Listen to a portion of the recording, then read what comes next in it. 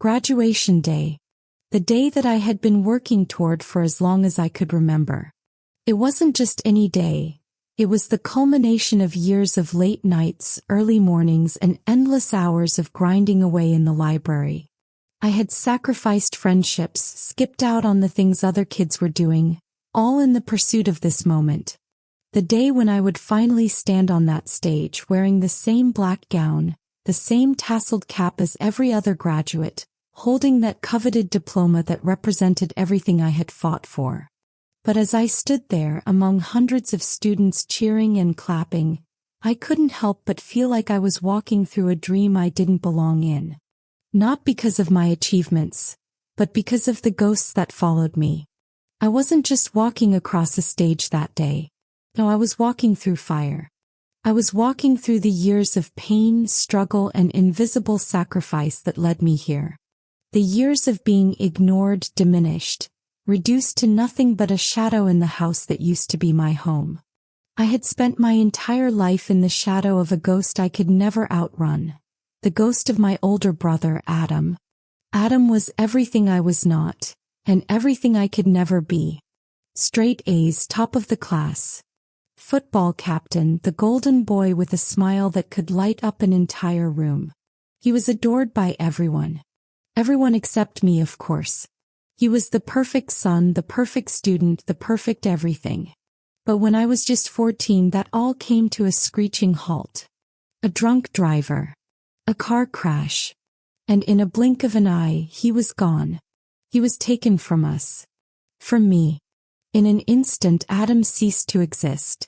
But the remnants of his life, his trophies, his room, his photos, remained. Our house became nothing more than a shrine to him. A museum dedicated to a life lost too soon. His trophies sat untouched, collecting dust on shelves. His room frozen in time with the same posters on the wall, the same clothes lying scattered across the floor. It was as if time had paused for him, but the world around me had to keep moving. Me. I became the invisible sibling. The forgotten one. The afterthought. I wasn't the son who died tragically, the one everyone talked about and mourned. No, I was just the one left behind. The one who had to live with the reality that my entire family, my mother, my father, had all but erased me from their lives, still trapped in the past. Still grieving the son they had lost. So I became the shadow. I became the one who no one noticed. I walked the halls of our house, my footsteps so light that they barely made a sound. I did everything I could to be noticed. I studied in silence. I worked harder than anyone. I buried my tears in my pillow at night, alone, knowing that there was no one there to hear them. I grew in silence, hoping that one day, just one day, she'd finally see me. That she would finally be proud of me. But no matter how many A's I brought home, no matter how many accomplishments I stacked up, I was always second place. Always the substitute for the son they really wanted. Always the one who would never measure up. Always Adam's shadow. So I pushed through. I worked harder. I didn't give up because maybe, just maybe, there was a sliver of hope that I could fill the void left by Adam. That my mother might one day turn to me and see something of value. Maybe my success would be enough to break through the wall of grief that surrounded her. And then that day came. Graduation day. A day I had longed for but never fully believed would ever come. Standing on that stage, a diploma in hand, I finally felt like I had accomplished something. The years of sacrifice, of being invisible, of being compared to a ghost, were finally worth something. For once it was my name being called. It was my time to shine. I was no longer a shadow. But as I stood there, I realized something. I wasn't smiling for the crowd. I wasn't smiling for the cameras or the strangers who congratulated me. I was smiling for her. For my mother. Because if she could just see me, if she could finally acknowledge my achievement, it would mean everything. So I took a moment.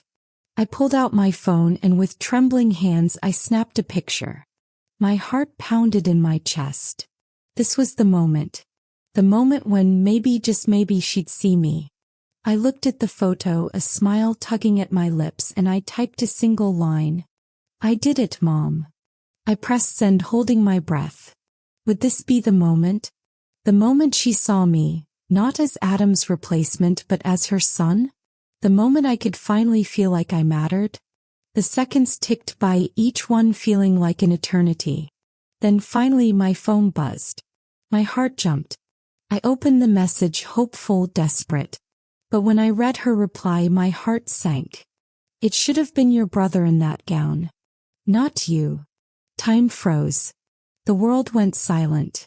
The air felt thick, suffocating. People around me cheered, tossing their caps into the air in celebration. But I couldn't hear them. All I could hear was my mother's words, echoing in my head over and over again. The words I had longed to hear, the words I had fought for, had been ripped away in a single sentence. I wasn't good enough. I never would be. Her voice, cold and harsh, cut through everything I had worked for. It wasn't pride that I felt in that moment. It wasn't joy. It was emptiness. Hollow. A crushing weight on my chest that threatened to suffocate me. I looked around at the cheering crowd, the laughter, the celebration, and it all felt so far away. So foreign. So out of reach. Because in that moment I wasn't just invisible to my mother. I was invisible to everyone. All my efforts had been meaningless. The applause continued, but it felt like I was a ghost, walking among the living, my achievements fading into the background like everything else in my life had always been. I didn't go to the after party. I couldn't bring myself to celebrate, not after the words my mother had thrown at me like daggers.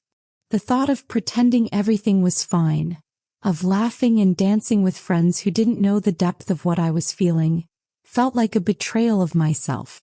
So instead I went home. Back to the house. The house that had always been silent, where the quiet screamed louder than words ever could. Each room felt like a tomb of memories, of things lost and never spoken.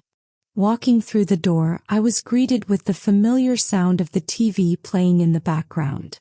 My mother sat on the couch, the volume low, her gaze fixed on whatever was playing. She didn't even look at me when I entered, didn't acknowledge the diploma still in my hand. I stood in the doorway for a moment, the weight of what had happened still sinking in. My fingers tightened around the paper, but my legs felt like lead. I had hoped for so much in that brief moment of hope when I sent that text. A simple message. A simple acknowledgement. But what I got instead was a wound that I wasn't sure would ever heal. I opened my mouth to say something, anything, but the words wouldn't come. All I could do was stand there in the silence, trapped in a house that had never truly been a home. Finally, she glanced at me. Her eyes met mine for a fleeting second, then turned back to the TV. Her voice, flat and indifferent, broke the silence. "You're upset," she said, as if it was some simple fact, something she had already accepted. No remorse, no apology. But it's the truth. The truth. That one sentence. That one simple line. I almost laughed. It wasn't the truth. It was just a cruelty she had come to believe, a cruel echo of the past she had never let go of. But instead of laughing, I swallowed hard, trying to hold back the tears that had no place to fall. I turned away, my gaze falling on the mantel. Adam's graduation photo still sat there, polished and gleaming, as if it were a trophy she could never put down. Below it, the medal for academic excellence he'd earned years ago. Untouched, unacknowledged. My photo, not even a place for it. I had never been allowed to take his place, never been given the opportunity to fill the space he'd left behind. I approached the mantel and stared at the framed photo of Adam. It was as if he were still there, still the one who had mattered. Still the one who had been worth celebrating. I ran my fingers over the cold surface of the frame, and for the first time, I felt the sting of being invisible in my own home, in my own life. My voice came out in a whisper, barely audible. "You didn't even come today." "I couldn't," she said. Her voice was flat, her eyes glassy but dry, showing no sign of emotion. It didn't feel right celebrating what was supposed to be Adam's future. Her words were like a punch to the gut, knocking the breath out of me. I turned slowly to face her, the diploma still clutched in my hand. I couldn't hold it any longer. The weight of it was unbearable, like a symbol of everything I would never be. I dropped it onto the table with more force than I meant to, the sound of it hitting the wood louder than the silence that followed. "It's my future now," I said, my voice steady but thick with the weight of everything I had been holding in for so long. She flinched. Just slightly. But it was enough to send a cold shiver down my spine. She flinched as if my existence, my achievements, were something she couldn't bear to acknowledge. And then the words that followed cut through me like a knife. "He would have done more with it." The room seemed to close in around me. The air became heavy, suffocating. My fists clenched at my sides, the rage building inside me, but still I didn't yell. I didn't cry. I just stood there, letting the words settle over me like a dark cloud that I couldn't escape. I had spent so much time grieving for my brother. I had mourned the loss of the person who would never be, the person who could have been so much more than I ever could. But now I realized there was something far more painful than the loss of Adam. It was the loss of my mother. He was gone too. Not in the same way, not in the same tragic sense, but she was gone. In her eyes, I would never be enough. I would never be the son she wanted. I would always be the shadow of the one she had lost. Maybe I hadn't just lost my brother that night. Maybe I had lost her too. And in that moment, as I stood in the room with her, her eyes distant and cold, I understood. The grief I had carried for so many years wasn't just about Adam. It was about the mother I had hoped would love me as much as she loved him. The mother who would never see me, who would never be proud of me. The mother who had never really seen me at all. That night, sleep felt like a distant dream, something I couldn't grasp. The weight of her words, her dismissal, her coldness, kept echoing in my mind. Over and over again they played like a broken record, each repetition digging deeper into my chest. It should have been Adam in that gown. Not you. I couldn't escape it. I couldn't escape her. The house felt like a suffocating prison, the walls closing in with every second, every breath. I had to leave. I had to get away from her, from the suffocating silence that had filled this house since I could remember. Without thinking, I found myself climbing the stairs toward the attic. The one place in the house where everything felt frozen in time, where the ghosts of my past still lingered. The attic was a place I'd avoided for years. It was where the remnants of Adam's life had been carefully tucked away, as if preserving them could keep him alive in some small way. The attic was exactly how I remembered it. Dusty, dim, and silent. The air felt thick with the weight of everything left unsaid.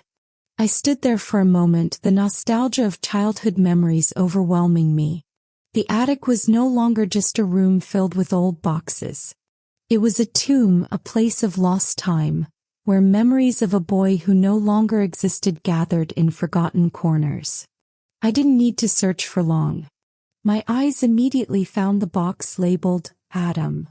It sat in the corner, stacked on top of old holiday decorations and childhood toys. The box that had always haunted me.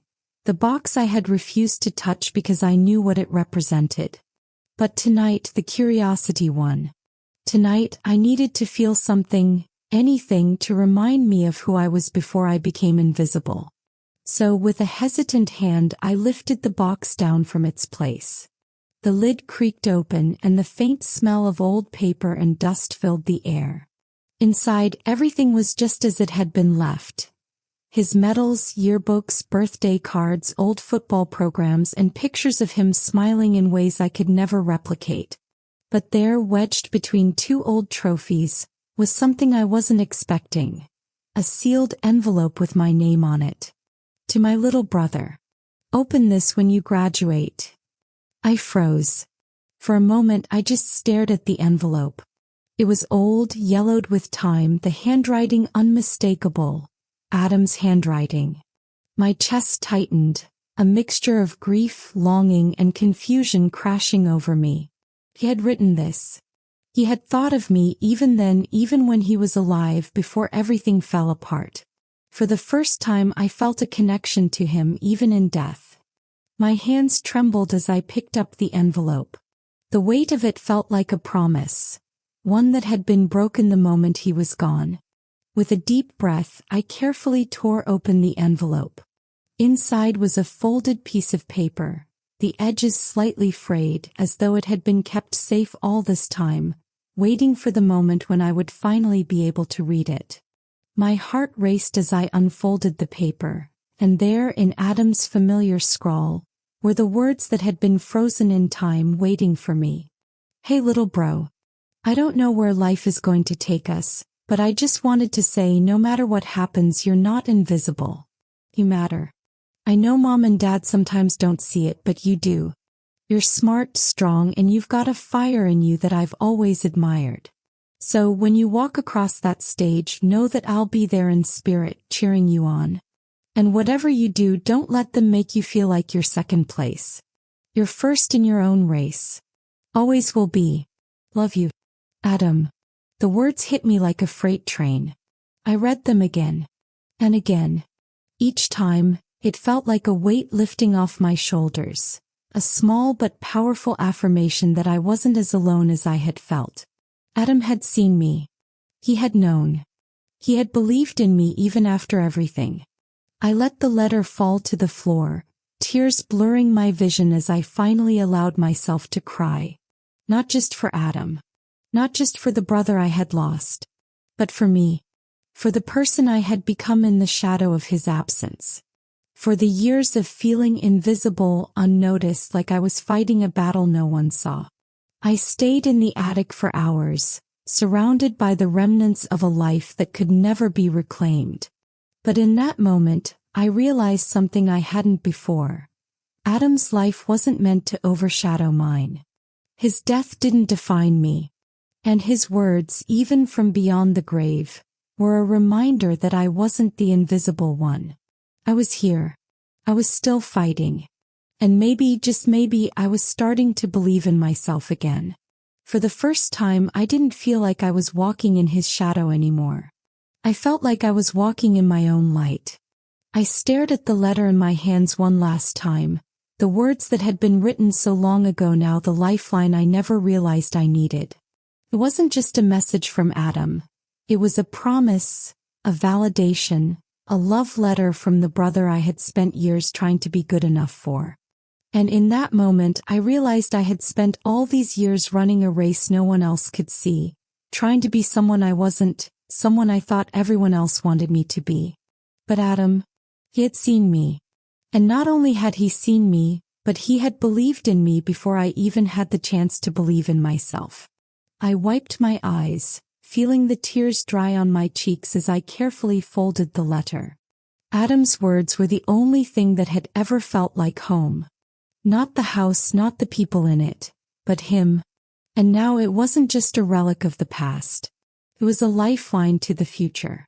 The next morning came with a bittersweet clarity. I packed up my things in silence. Clothes, books, my diploma, Adam's letter folded safely inside my jacket. These were the only things I needed. These were the only things I had left that mattered. I stepped into the kitchen and there she was, my mother sitting at the counter, her hands moving absent-mindedly over the cups, her face frozen in a mask of indifference. As if nothing had changed, as if my world hadn't shattered just hours ago. She didn't even look up as I walked in. "Where are you going?" Her voice was flat, devoid of any real concern. I stood there, holding back the lump in my throat, the weight of years of unspoken tension pressing down on me. "Away," I said, trying to keep my voice steady. "Not sure where yet. But I need to start living for me." For the first time I saw something flicker in her eyes. Maybe fear. Maybe regret. But she didn't show it. She just turned back to the tea kettle like it was any other morning, like nothing had changed. Like she hadn't just torn me apart with her words. "So you're just going to walk out on your family?" she asked, her voice almost accusing. As if I owed her something. As if my leaving was a betrayal. I couldn't help the bitter laugh that escaped me. "There's no family here, Mom," I said quietly, my words sharper than I intended. "There's only a shrine. And a ghost you keep alive by burying me." Her silence cut deeper than anything she could have said. The tension hung between us like thick, suffocating air. Maybe she wanted to stop me, wanted to cling to the last shred of something she had left of Adam. Or maybe she knew I was right. That my presence, my existence, had become nothing more than a reminder of what she had lost. She was grieving a version of her life that was never going to return. But still she said nothing. I walked toward the door, then paused. I reached into my bag and pulled out Adam's letter, placing it carefully on the kitchen table in front of her. The weight of it seemed to speak louder than any words I could have said. "He was proud of me," I said, my voice softer this time but filled with a quiet strength. "And I think deep down you are too. You just don't know how to show it. But I'm done begging for scraps of love. I deserve more." I didn't look back. I couldn't. Because I had finally given myself permission to live. To step out of the shadow of someone else's grief and walk into the light of my own life. The first apartment I found was small. Barely enough room for anything more than the bare essentials, but it was mine. The walls weren't filled with old memories. The floor didn't creak under the weight of ghosts. It was a place where I could finally breathe. I hung my degree on the wall. Not because I needed to prove anything to anyone, but because I knew Adam would have wanted me to. He had always believed in me. And every time I look at it, it's not just a piece of paper or an accomplishment. It's a reminder of the brother who never let me forget my worth, even when everyone else did. And every morning as I wake up and look at the world outside my window, I hear his voice in my head. "You always had it in you." And on days when the world feels heavy, when I wonder if I matter, I read his letter again. Not to remember him, but to remember me. Because finally I was learning how to be proud of myself. Thank you so much for sticking with me through this journey. If this story resonated with you, if it made you think about your own struggles, your own battles, and your own strength, please hit that like button and subscribe for more stories that dig deep into life's most complicated moments. We all have our own paths to walk, sometimes in the shadows, but remember, the light is always there if we choose to look for it. Keep going and never forget that you are stronger than you think. Thanks for being here, and I'll see you in the next one. Take care.